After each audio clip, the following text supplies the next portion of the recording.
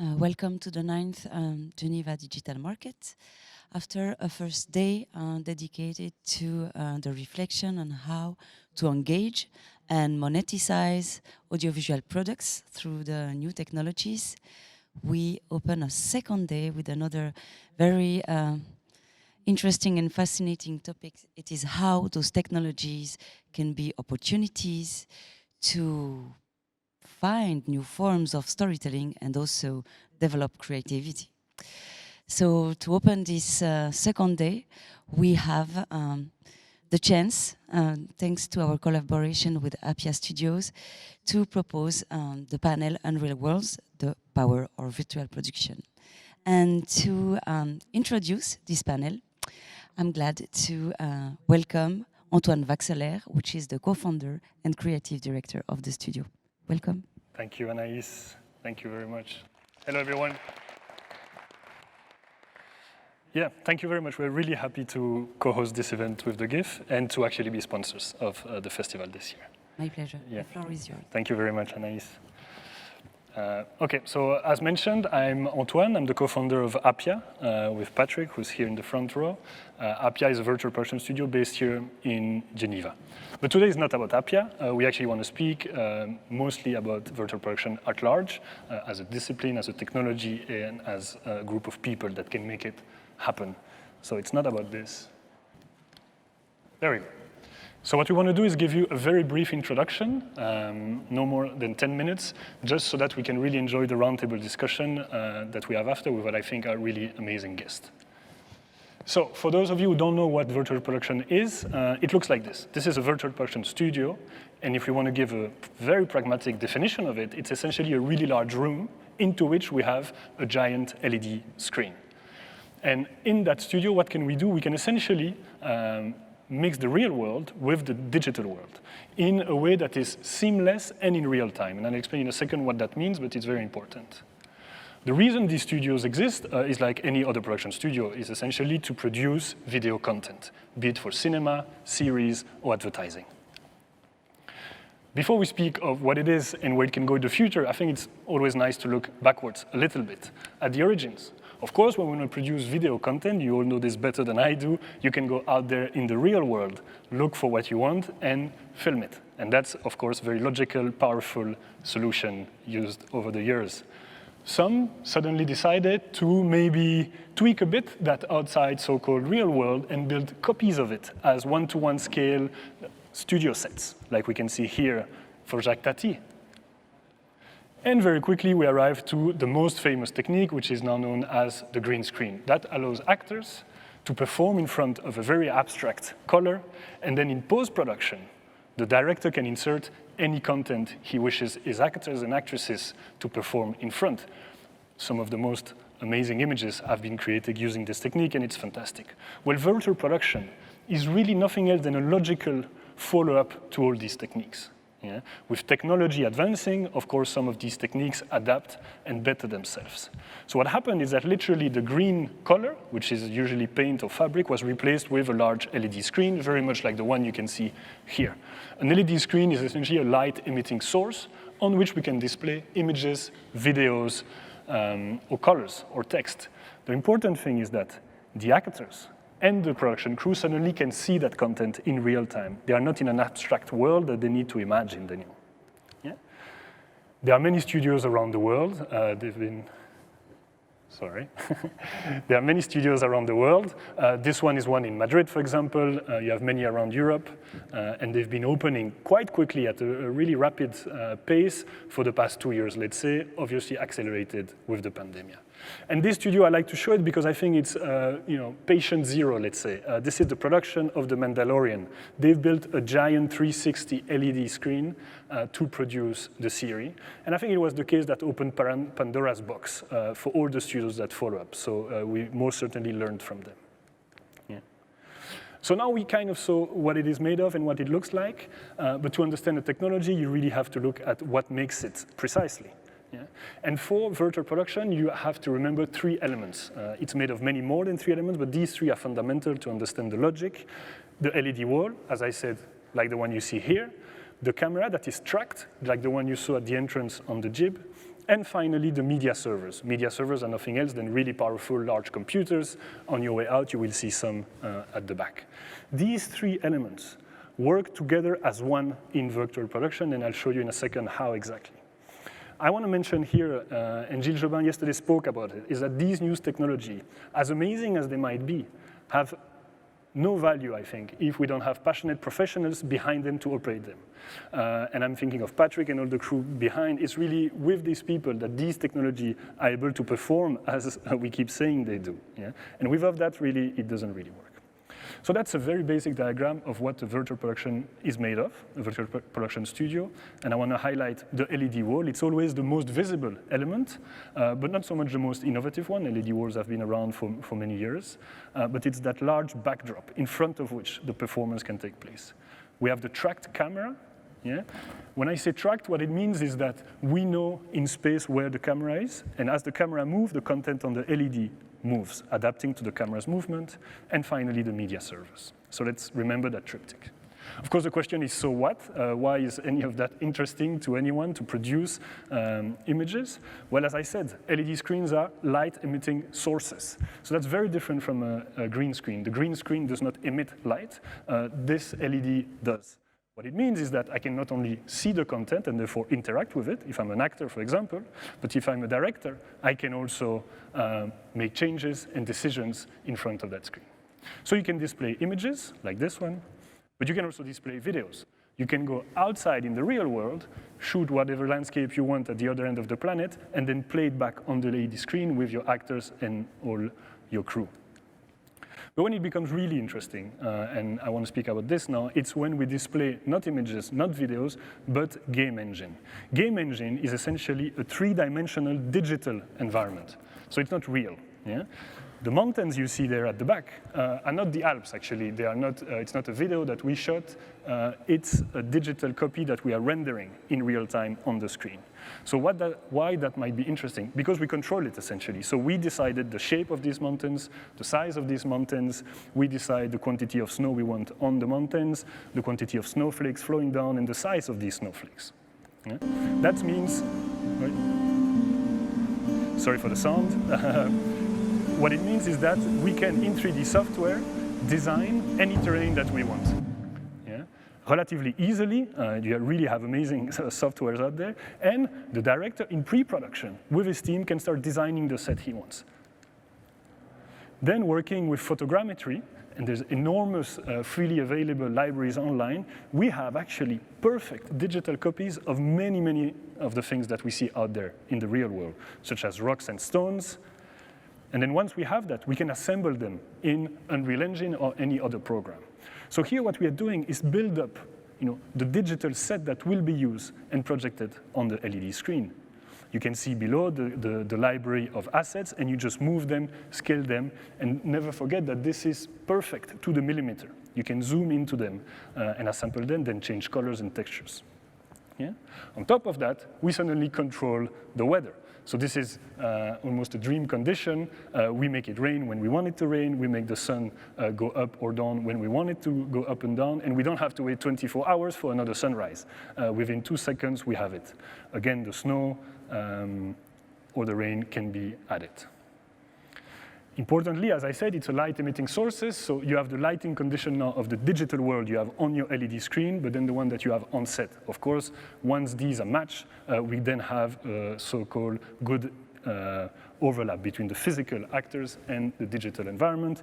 We can modify the clouds, the light intensity, and things like that. We once heard in our studio in Ahapia that it's actually really nice to film a sunrise without having to wake up super early. There are actually very simple, pragmatic reasons for that. I think the person who said that is in the audience. And lastly, on set, once you've, in pre-production, produced everything, you can start modifying, while during production, the position of some of these mountains if you don't like them, scale them a bit down, or move them to the left or to the right, or add grass. Yeah? Again, this is done, and that's why it's called in real time, relatively quickly.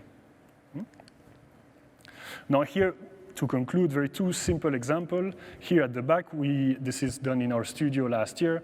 We did a digital copy of Iceland. So we designed in a computer a 5 kilometer by 5 kilometer replica of Iceland, which you see behind, in front of which then the actor performs. And in the studio, we use the usual tricks of smoke machines and other physical assets to really blur that limit between the digital and the physical. Once we did Iceland, here we did a digital copy of Los Angeles. The car and the actor are physically in the studio, but Los Angeles is playing in the background. We can go wherever we want in Los Angeles. And importantly, here you see the reflection on the car are fundamental. On a green screen, it's a nightmare in post-production. Frame by frame, you have to remove the green, whereas here, the reflection on the car is already good. Yeah. And I'm going to stop there. I said it would be short, so I'm going to stick to my word. We're now going to have a roundtable, which I think is going to be much more insightful. And I'm going to pass the floor to Alexa Mathieu, who we are really happy to have as a moderator today. So she is the head of the Media Design Master at the head here in Geneva. And the floor is yours. I now get out, and I let you have the discussion with our guest. Thank you. Thank you so much. Thank you. Yeah. Enjoy. Bye-bye. Yeah. Hi, everyone. Thank you so much for the presentation, because I think it's giving us a great foundation for our talk, virtual world, so really the power of virtual production. But it's not just going to be only me on the stage. I'm going to have 3 guests joining me, 1 online and 2 in real. So maybe you can come and join me. Guillaume Alantaz, Joseph Haredi, and David Levy, who are joining us online. So let me introduce you to each of them. Hi, David. So Guillaume Alantaz, you are a film director, and your background is in graphic design and art direction. You collaborate today internationally with really prestigious brands on digital and TV campaign. And actually, we just saw one of the projects you did with APR Curiosity. Yeah, actually both of them. I shot the thing in Iceland and also the LA commercial on the car. Yeah. So, yeah. Welcome, thanks Thank for you. being here today. Joseph Haredi, so you are a cinematographer, mostly shooting fiction, documentary, and commercial work. And yeah, so you're also going to share with us, you're coming from a mountain today, and you're going to share with us, the experience you also have with this tool and with this technology. And David Levy online, you are the Director of Business Development at Global Solutions, working from the ARI Cine Technique office in the UK. And your role is really to build, operate, and maintain studios that support ARI's global solution. And ARI, for the ones who don't know, provides solutions for content workflows in the field of cinema, broadcasting, and corporate applications. So hi, and welcome as well. So yeah, I think the goal of this panel is really to have a conversation about virtual production, to understand its limitation, its possibilities. And I think we're going to try to touch upon some key concepts, such as the workflow, the type of content we can do, and as well the new expertise that's come with this technology. And then after roughly 30 minutes, we will hand to you, the public, if you have questions. So if you can start thinking about your question after that would be wonderful. But to open the discussion, maybe I was thinking we could start with the idea of the workflow. I think, early in the presentation, we heard this idea of that, being able to change in real time. There's more work that's being done pre-production. That's really changing the relationship almost with the client, but also the entire workflow that we're used to. So I was thinking maybe, David, you can open the conversation, and I will hand it to Joseph and Guillaume. How is virtual production changing the usual production workflow? And for you, what are the challenges that come with those big changes? Oh, wait, we can't hear you, David. Wait a second. No, still no. Oh, no. Who read lips? Perfect, we hear you now. Oh, there we go. Well, first off, thank you so much for having me. But yes, the topic of workflow. We've kind of turned things upside down a little bit. And we're asking much more from the pre-production and a lot more for the assets and the content to be delivered up front. And this enables us to do some really amazing things, especially with regards to in-camera effect. We are now able to transport any time, place, moment in history in a very creative and open way. And the topic excites us very much, Larry. Thank you. And maybe could you share with us, do you see some, like, what are the big challenges that come with that? You know, like how should we prepare, you know, when we have to work with such a project? I think that would be really interesting for the audience to have some more practical insight related to virtual production. Absolutely. I think the biggest challenge is asking for the money up front. Yeah. It seems vulgar and maybe not what we want to hear, but this is the truth. We need to allocate funds much earlier in the pre-production process. This will involve the effects houses, post-production houses, traditional production, and all of our friends already existing in pre-production, but now they have a much larger job in organizing the logistics around preparing for such a shoot. Yeah, thank you. And what about you, Guillaume? Like, what do you, when you started working, you know, with those projects, like, what was the, you know, the big adjustment that you have to do related to the workflow? Actually, I can't really compare with the normal kind of big green screen type of work, because I actually just did some virtual production type of movie. So I'm kind of a maybe more new school than old school, but that's the main thing. It's you really need to prepare everything in pre-production and work a lot with the Unreal guy to define everything you want to. That when you're arriving on shoot, it needs to be like almost ready and almost done, and you just have to direct the actors and I think it's going the other way around with the green screen. That's where you're actually doing exactly the opposite. You have a clear view of what type of action you want, and after you're working a lot with the post-production process. For me, it's something it suits me, because I kind of like the thing, everything on the screen, like on the camera, on the viewfinder, and be able to direct and have a clear view of what is going to happen in the shot. It's a big commitment in pre-production and quite lots of work beforehand than normally afterwards in the edit shoot. Yeah.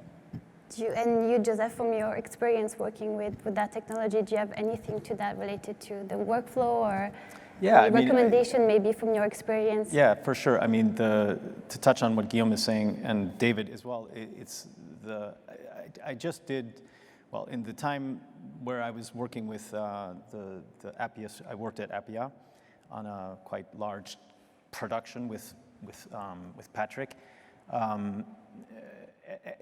Within about a month's period, I also did a very large production on a green screen outside. And it's very interesting, because when we shot the green screen outside, I mean, they had the budget, and it was quite similar, because both productions were filming somebody against the background. And filming the green screen, they had no idea what they were going to put in the green screen.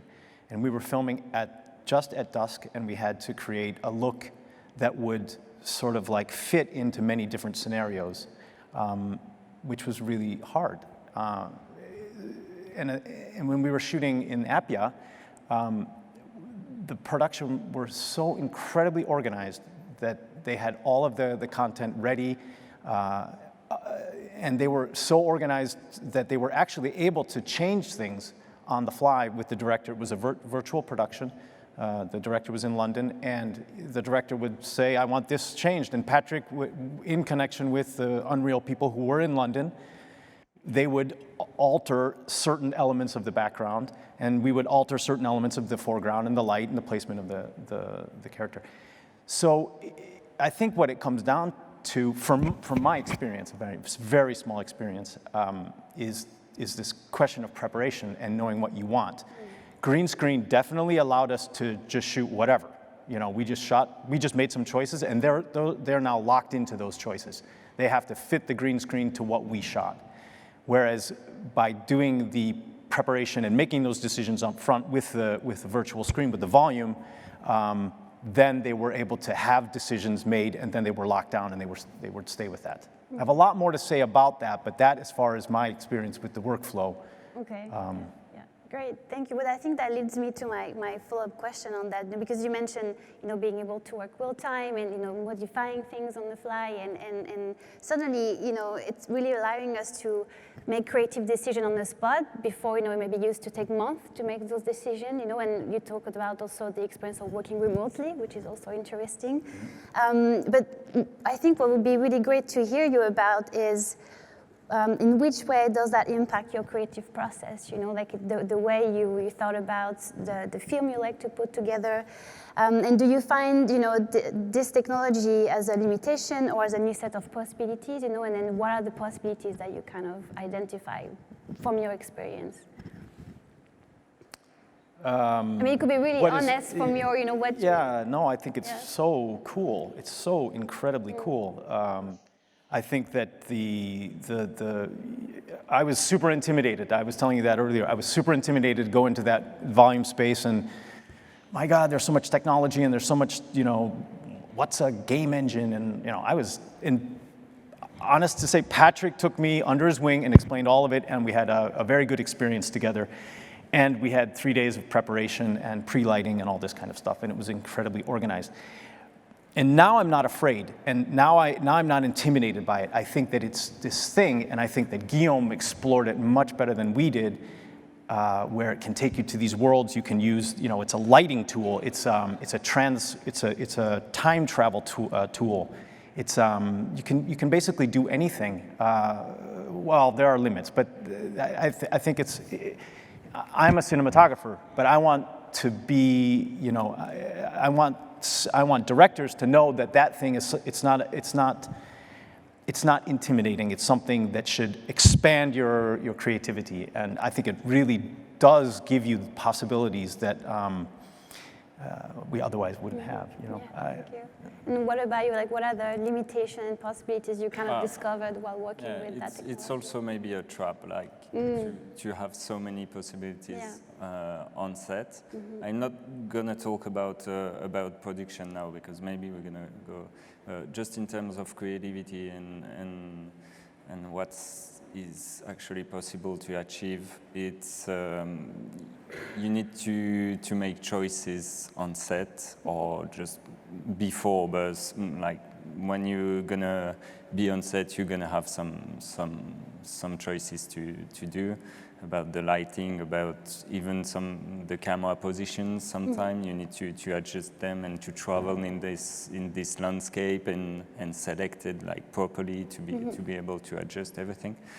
But it can also be like a nightmare to make choices and clear choices, because you have so many possibilities. So if you want to be like, I don't know, some rain, you can put some rain, or boreal aurora, or like northern lights.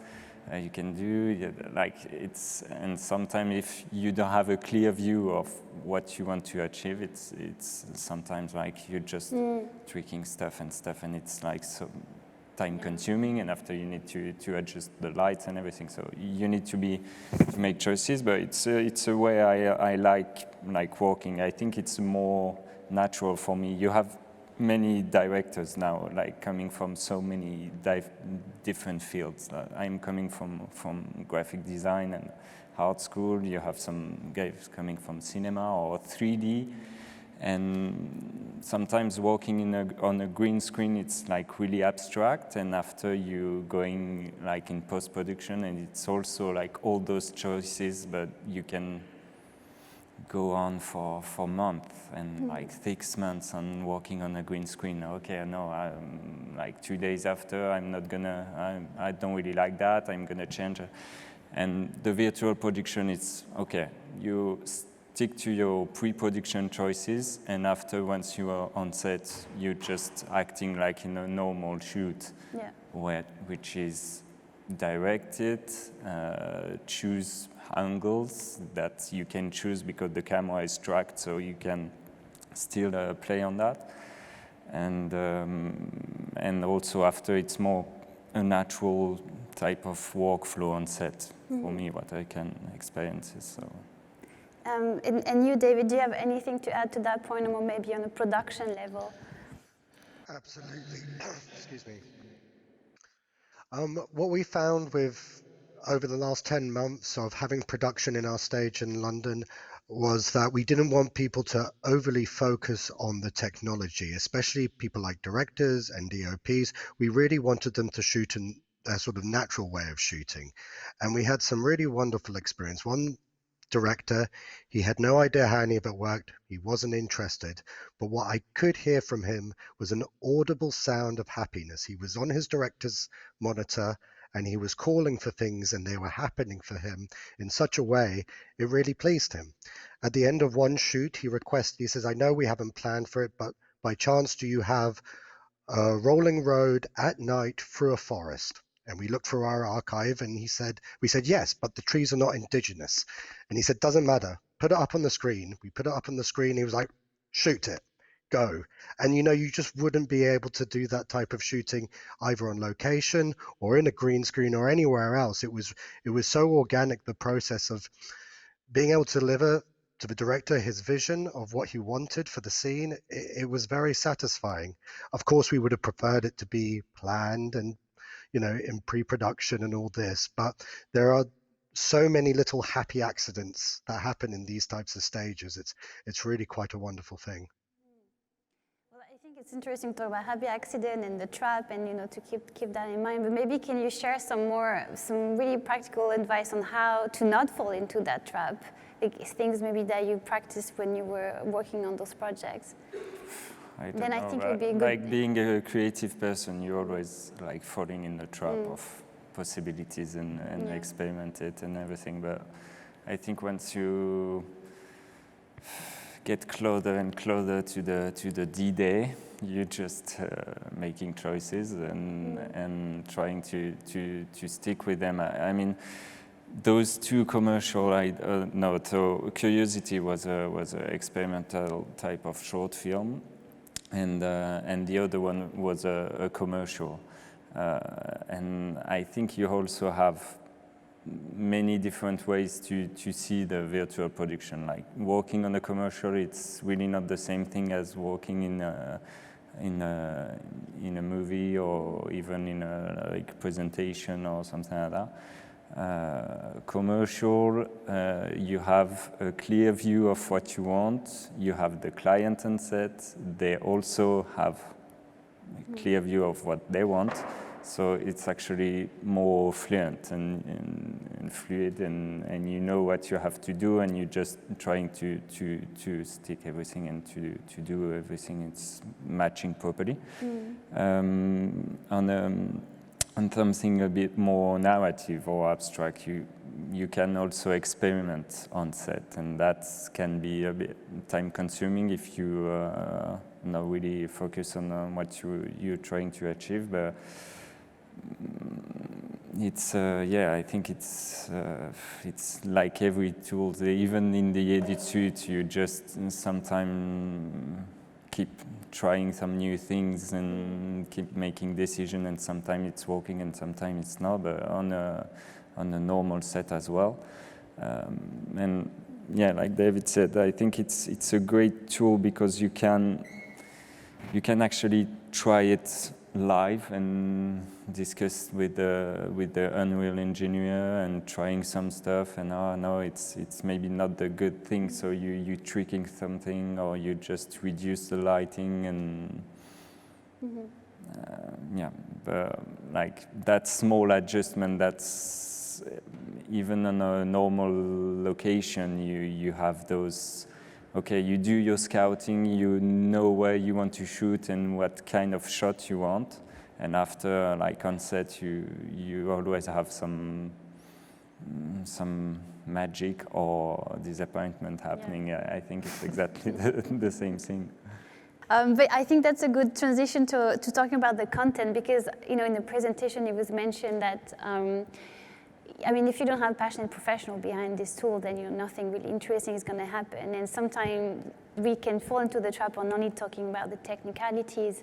But I think it would be interesting to just touch upon on what is possible really content-wise, because to say, when I hear about virtual production, I hear about The Mandalorian, I hear about Westworld, all those big productions. But do you have any, I don't know, type of other creative content of stories that you would like to see emerge, coming from this new field that is expanding? Maybe Joseph, I don't know if you have an input on that. Yeah, I just want to really quickly say, I think that the most important thing for me, in any case, it's like do you use a dolly? Do you use a Steadicam? Do you use a zoom? Do you use? Yeah. It's a tool. Yeah, it has to be the right tool for your production. If you're going to shoot with a super wide angle lens and you're going to see every single thing, and it doesn't, the wall doesn't cover the frame, and you can't, there's no way to have extensions or something like that, then it's the wrong tool. Or if the moire is going to be an issue, or there are limitations to it, and you have to know how that tool,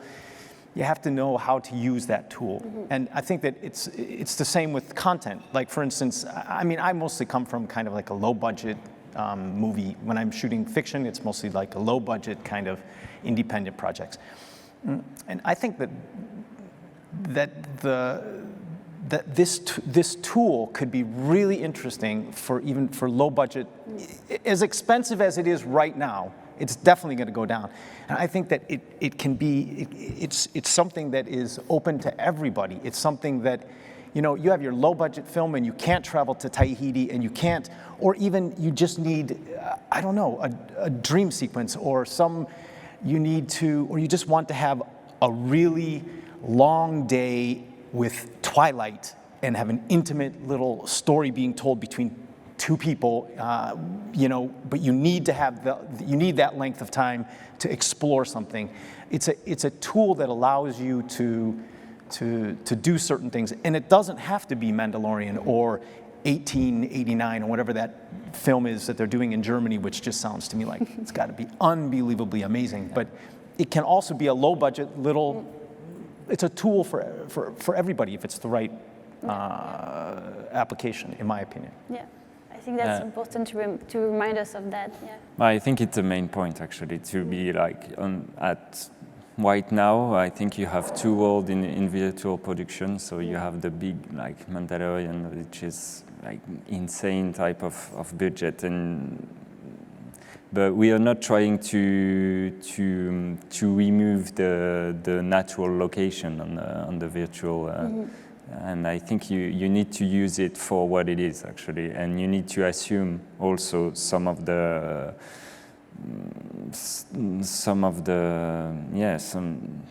if you can't like shoot with a big depth of field, or you need to shoot it that way, and it's like everything is linked, and if you're using it for the wrong purpose, it can be a nightmare. And I think you can.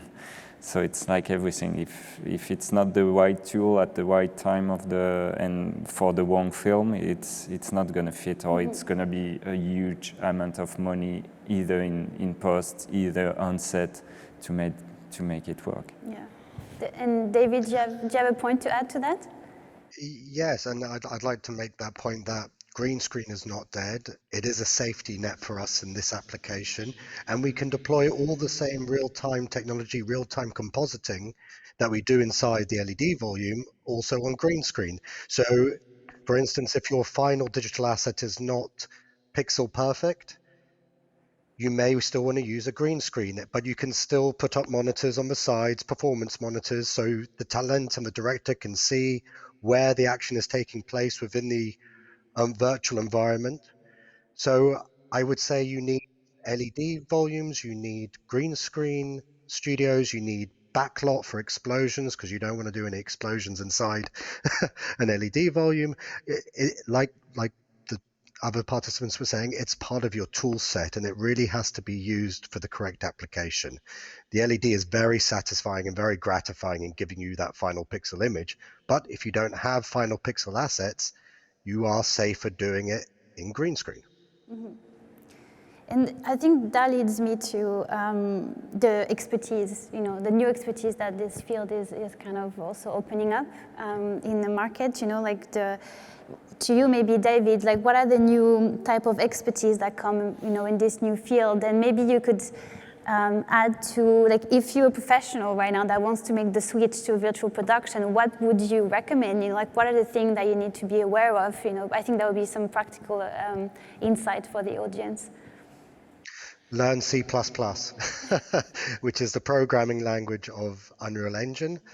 And we need a lot more people in this area. So, for instance, we are looking for Unreal tech artists. We're looking for LED techs. We're looking people from the broadcast world, from the live events world, from the gaming world. And I think this is actually quite a nice thing for our industry, that the silos of, well, you only do this and you only do that is kind of blurred in this area. And we're actually inviting a lot more people from outside our industry to contribute and, share their ideas and their creativity in what was traditionally quite a closed off part of the industry, the film and television market. So for all those out there who would like to upskill or transfer their skill base, the areas we need are in the environmental building of the worlds. It is in the optimization for playing back the worlds in a real-time manner. It is people from the live events business who understand LED technology. And of course, all our friends from broadcast who have significant experience in delivering real-time content day in, day out. If you look at a news channel, their whole goal is real time. Even in theatre, you do everything in the pre, same with the broadcasters, and you deliver live on the day for this type of production. And all those people can really help us, but we need to engage with them in conversation as well. And for those looking to enter the market, these are the types of areas we have great interest in people exploring. Okay, yeah, thank you. We have a few minutes left before we end the question to the audience. As a conclusion question, I wanted to ask you, I know it's kind of the $1 million question, but I was thinking, like, where do you see virtual production evolve in the next few years? Like, what would you like to see, happen in this field that you could find inspiring? Maybe Joseph. Yeah, I mean, I think it's not going away. Mm-hmm. On the contrary, it's like reproducing itself. And I think that this is a really interesting example of something. Is having one of these in the truck, and we want to have we're shooting in an apartment, and it's this drama between whatever, I don't know, it's a totally.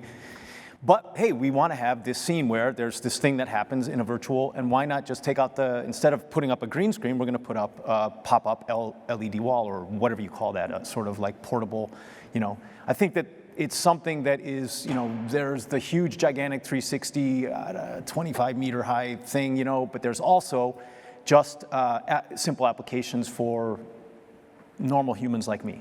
And I think that it's a tool that I think is really, really cool. Mm-hmm. Guillaume, do you have any? Kind of sharing the same. It's kind of unpredictable where it's gonna go in the 3 next year, because it's like changing so fast, and it's also linked with Unreal Engine, that they also make it like some major changes, and so I think like everything is linked. But the thing is, we're merging more and more like virtual and real. And I think it's just the way it's gonna go. That's so many fields are involved between like video games and cinema and video and just technology. I think it's just building up the whole thing. Mm-hmm. And what about you, David? What do you see, like, where would you like to see a virtual production evolved in the next few years? Well, I think it will decrease in price, and we're kind of seeing Moore's laws in action, where the power of computers is exponentially growing year on year. So what I hope to see is, like, our participants have been saying, is a much smaller, much more operable, automated system, which will put it into the hands of not just the Mandalorian or 1899, but really into the hands of the future generations, huge amounts of people, to have this tool available to them to produce content. Thank you. Before we hand it off to the public, do you feel we need to touch on something else? Maybe we overlooked something, or do you have like a last point to make? Oh, I think we did a pretty... Okay. What about you, Patrick? I mean, is your mic because working? But I don't know if his mic is working. I don't know if he's allowed to talk. Yeah. Yeah. Thanks for the brief insights into what we've been doing for over about almost a year. 25 projects, and every one of them have been unique. That's something that I discovered really, is how each production has a specific task or a specific goal, and then the tool needs to be aligned for that ambition. So every time we had a set, we'd also recreate a bunch of tools or add different functions to our environment or to the way the production needs to film, so that we don't lose time. Is to provide a flexibility or a seamless solution so that people get on board with this technology. The worst thing we would like to happen is that people really get dismissal or not excited by it because we lost time, we lost money. But there's a huge amount of exploration and discovery that we need to aboard, and bring on board people, teach, is also a next step that we would like to go towards. And I think that's one thing, is how do we get maybe more institutions and the new, these new skill sets to use the tool. At the moment, as you know, it's not the easiest of tools. It's quite a reduced skill set. How do we expand that? And that's maybe a question to you, Alexia, is how could we incorporate the head or students that are exploring these world buildings, which is one of the biggest challenges? Yeah, no, definitely. I mean, since I met you, I think last summer, we already incorporated Unreal into the program. So we're very happy to definitely convinced us, because it's true that prior to that, we were more looking at Unity and like create games and interactive experience with Unity. So now we definitely incorporated Unreal, and I think what we are trying, I think that's a discussion we should have also together, and especially if we manage to create collaboration. What we're trying to incorporate is this idea of new form of narration, and what type of new content could we create with that. So that's definitely something that we are thinking about. I don't know if I have like a clear answer at the moment, but we definitely would like to be, let's say, in the next 2 or 3 years, that's definitely becoming like a stronger component. But I wouldn't want it just to be about the tool. I think it's important to train the students with a mindset of how to use it, like how to create new type of storytelling forms, not just always about the technique in itself. No, for sure. That's one maybe not sad bit, but almost retro. Every time we shoot in the studio is pretty much, how can you get in Iceland, or how can you get LA, or how can you get closer to this, exactly. these and these worlds who are real. And we, in the terms of projects we've had come to us, nobody's really explored really further and beyond what other image making or environments or performance of visuals to tell another story. And that would be really exciting to see those ideas come to the studio. Yeah, but I think that raises a question, and after that we hand it off to the public, but I think that raises the question of, the professional world collaborating with institution, and how can we create those formats, because it's so hard, the calendar is so different, the pace is also different, you're working with students, they're learning, so I think there's a lot of adjustment for both sides that needs to happen if we want to form those new students coming up, because they do want to learn all those things, and they see it, and they want to be professional in this field. Yeah. We'll just book up months for you guys. Yeah, exactly.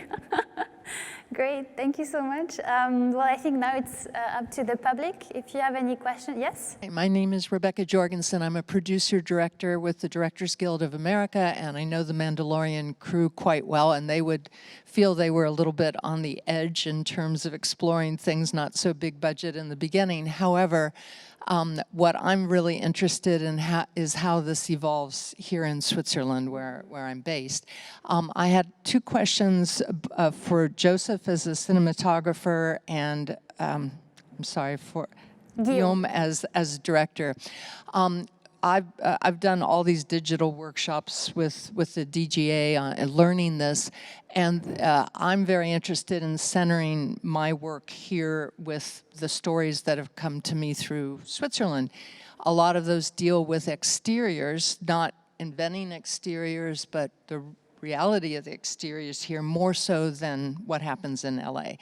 And the big problems that have been told to me many times, especially from the cinematographers, is that so far the LED, the volumes are very limiting in terms of you cannot have, for example, your key characters having direct sunlight on their face because that would wash out the back screen.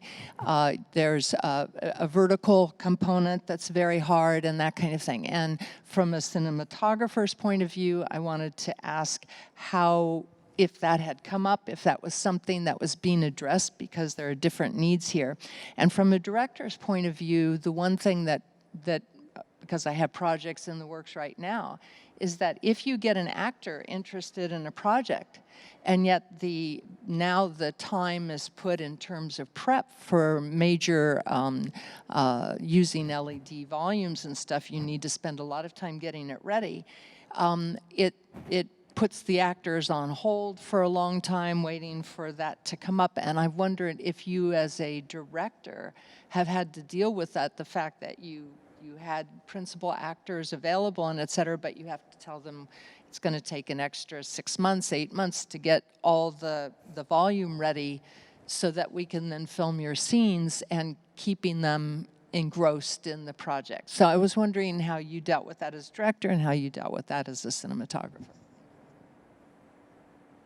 Well, from I guess you're talking about a lighting ratio question of, I don't know, specifically if you have too much light coming on the screen, you're not going to see the screen. You obviously have to control your environment.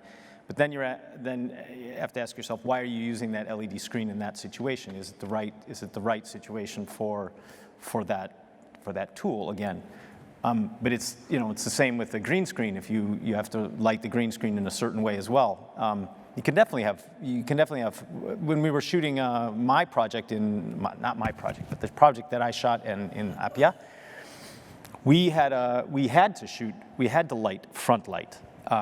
It was an obligation, and it was a huge challenge to keep it off the wall. So we had time to prepare and to find the balance between the light and the wall, and you just do it. I mean, you do it with the wall or you do it without the wall. You have to balance your light. But there are definitely challenges, and I suppose that is it called nits, or the volume of light that's emitted from the walls is limited, obviously, probably getting better as we speak, probably doubling in intensity as we speak. And eventually there'll be a tool that's going to be able to be put up in the desert with front light, and you're going to be able to use it as a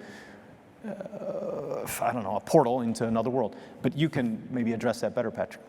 I would maybe just add, there's the physical element of the design of the stage. So if we got a circle, a flat wall, or the configuration can be a quick solution to those vertical lines that you see on the LED wall. The LED wall is made up of segments, so if you want to get a curve, you have to put all these segments together, and as you know, that you get those shadows, and nobody likes those shadows.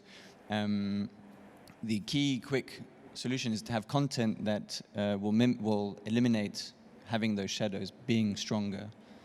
So if you have low light environments, then you will reveal those shadows of those vertical lines quite quickly. But if you've got much more light and different colors coming through, you will I mean, not avoid, but you'll minimize those elements that could be fixed in post. The other one is the lighting, flagging a lot. And what was the thing? And I think that would be the quick answer. But I wanted to bring up David on color calibration and color homogeneity from the blacks, from front of camera to character being lit, and then the blacks in the LED wall. How that is for us the biggest challenge. Sure thing, Patrick. I mean, when we design and build the stages, so we were very much part of the design and build of the 1899 stage in Babelsberg. We developed and built the stage here in Uxbridge. We've been a big supporter of Patrick and his activity in Appia.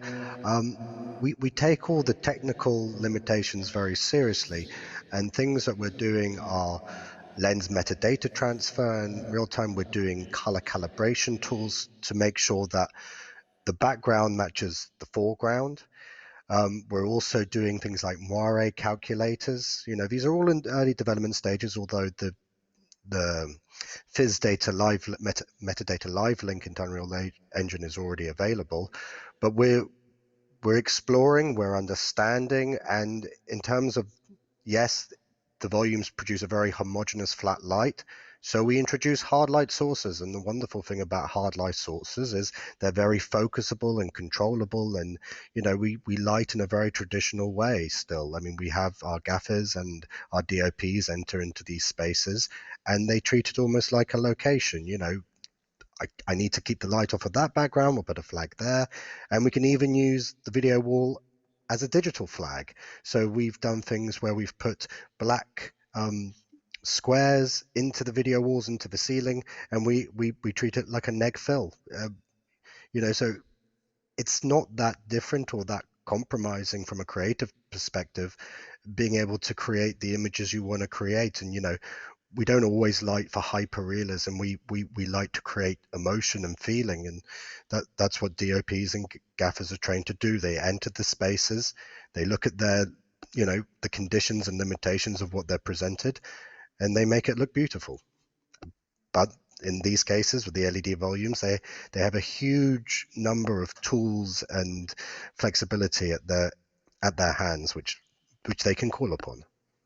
In both cases, it was kind of a short-term pre-production process. So I didn't deal with like creating a huge virtual set, which is taking like maybe 4 months of work. So it was kind of natural for me in my past experience. It was like just having the storyboard and just starting to create the landscape at the pre-production, starting to work on the usual pre-production process. So it was like a month, and starting to build the team and everything, and we were like working at the same time with the Unreal Engine. So it was kind of fluid because it wasn't like a long period of shooting or pre-production process. So it was kind of natural. We just, as a director, I just started the work on the post-production like before the shoot. That's the main thing. You just need to take it and say, okay, I'm not gonna leave that for later, and I'm kind of good to do that for post-production work. Sometimes it's okay, we'll deal that in post and everything, but you have to deal that in pre-production. Actually, that's the only thing. Yeah, go ahead. We have 5 minutes left, David, but you can add something. Just a quick one. I mean, it's again part of the pre-production and part of the script analysis. Like Guillaume was saying, you look at your script and you go, okay, that's that virtual production, that's green screen, that's backlot, that's location. We're not saying that everything should, the entirety of the product should be filmed in the volume. It's chosen for a very specific, this can't be done any other way sort of situation, or actually my talent is very expensive and I really need to get those shots at golden hour, but I can't rely on the weather, the location, the political instability of the location we wish to shoot in. So actually, I can get my actors in, shoot the dialogue, which is very expensive to shoot with these specific actors, and that's where you slot them into the virtual production in the stage. It's part of finding those efficiencies and the speed. It doesn't, and depending on the complexity of the project, you know, it might not take 8 months. It might just be a month. We've had a lot of projects come into us that we've started a conversation a month earlier, and a month later they're inside the volume shooting. It all depends on the complexity and what you're trying to get out of those shoot days. Yeah. I just had this experience for the past commercial we did at Appia. It was actually like 2 sets which was built in like a 70s type of interior, and we had like two shots needed to be in a car, like with a sunset or something like that, and we just said, okay, that's going to be done in 3 or 4 hours.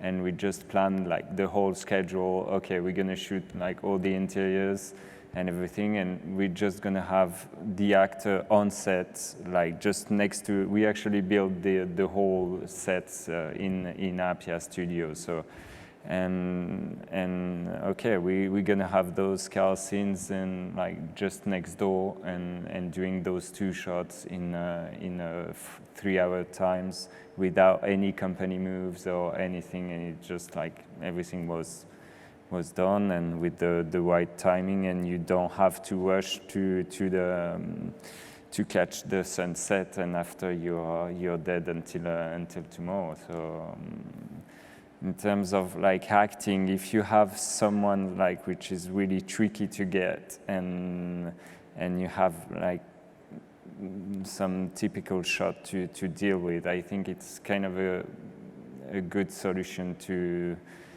have him in a studio, or like do all the planning and just like choose those moments to get those shots in studio quite easily.